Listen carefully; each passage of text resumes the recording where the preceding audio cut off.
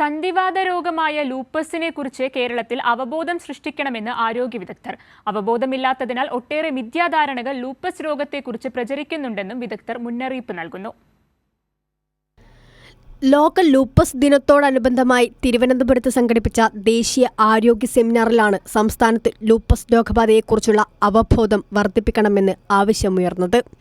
സംസ്ഥാനത്ത് ലൂപ്പസ് രോഗചികിത്സയ്ക്കായി മതിയായ സംവിധാനങ്ങളുണ്ട്.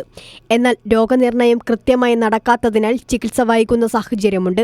ഗർഭിണികളടക്കം ഈ അവബോധമില്ലായ്മ അപകടത്തിലാക്കുന്നുവെന്നും ഡോക്ടർമാർ പറയുന്നു.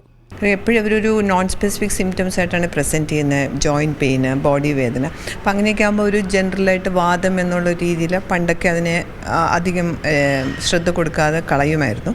അപ്പോൾ ഇപ്പോൾ അത് നമ്മൾ കൂടുതൽ ടെസ്റ്റ് ചെയ്യുമ്പോൾ അത് SLE എന്ന് കണ്ടുപിടിക്കുന്നുണ്ട്. അപ്പോൾ SLE വന്നു കഴിഞ്ഞാൽ അത് ഗർഭസ്ഥ ശിശുവും ഗർഭിണിയായിരിക്കുന്ന അമ്മയും അത് നല്ല രീതിയിൽ ബാധിക്കും. അമ്മയിൽ കൂടുതലായിട്ട് പ്രഷർ ഉണ്ടാകാനുള്ള സാധ്യത ഉണ്ടാകും. ഡയബറ്റീസ് വരും. അതിൽ കൂടുതലായിട്ട് രക്തക്കുഴലിൽ രക്തം കട്ട പിടിച്ച് പൾമണറി എംബോളിസം അങ്ങനത്തുള്ള മാരകമായി മരണം വരെ സംഭവിക്കാൻ സാധ്യതയുള്ള ഒരവസ്ഥയിലൊക്കെ പോകാൻ സാധ്യതയുണ്ട്.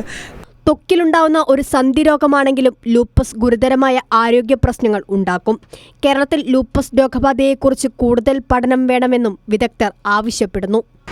SLE എന്ന് പറഞ്ഞു കഴിഞ്ഞാൽ ഒരു സന്ധിവാത രോഗമാണ്. ഈ സന്ധിവാത രോഗം നമ്മുടെ ശരീരത്തിലെ സന്ധികളെ മാത്രമല്ല, സന്ധികൾക്ക് പുറമെ മറ്റ് അവയവങ്ങളെയും മുടി വരെ ഏത് അവയവത്തെയും ബാധിക്കാവുന്ന ഒരു അസുഖമാണ് SLE എന്ന് പറയുന്നത്. പ്രധാനമായിട്ടും സ്ത്രീകളെ, അതും താരതമ്യേന ചെറുപ്പക്കാരായ സ്ത്രീകളെ ബാധിക്കുന്ന ഒരു അസുഖമാണ് SLE. സമൂഹത്തിൽ ഏതാണ്ട് 1000 ഈ അസുഖം ബാധിക്കുന്നതായിട്ടാണ് കണക്കുകൾ സൂചിപ്പിക്കുന്നത്. ഒരു സമയത്ത് ഇത് വളരെ ചികിത്സിച്ചില്ലെങ്കിൽ വളരെ ഗൗരവമായിട്ടുള്ളൊരു അസുഖം തന്നെയാണ് SLE എന്ന് പറയുന്നത്.